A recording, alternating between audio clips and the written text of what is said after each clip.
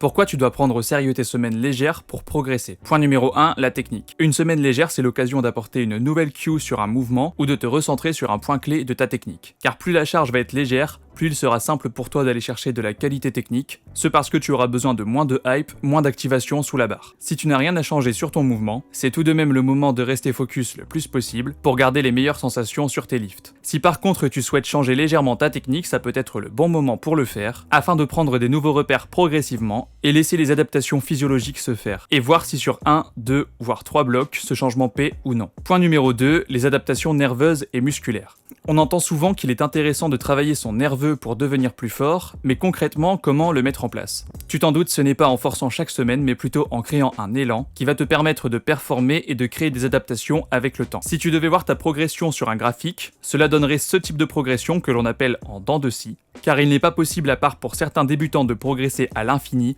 sans redescendre en intensité ou en volume. Sur une semaine 1 avec des RPE entre 5 et 7 par exemple, même si la force maximale ne sera pas l'aspect premier travaillé, tu vas pouvoir mettre l'accent sur d'autres qualités telles que la coordination intermusculaire et ton contrôle moteur qui te permettront ensuite d'être le plus efficient possible sur ta barre lourde des semaines futures. Ces semaines légères, en termes de SBD, peuvent être également très productives si le renfort est bien géré. Prenons l'exemple de quelqu'un qui souhaite développer ses jambes. Une séance de renfort bas du corps à intensité élevée quelques jours avant un top 7 RPE 8-9 de semaine 4 à 5 est rarement une bonne idée. Par contre, après un top 7 RPE 6 et un volume plus bas, se concentrer sur l'hypertrophie serait plus faisable. Si tu as des tensions récurrentes au niveau du dos, de tes épaules ou un autre endroit fortement sollicité sur tes mouvements de compétition, ces semaines avec plus d'intensité sur des machines stables et une intention particulière sur ta technique te seront sans doute très bénéfiques pour performer ensuite.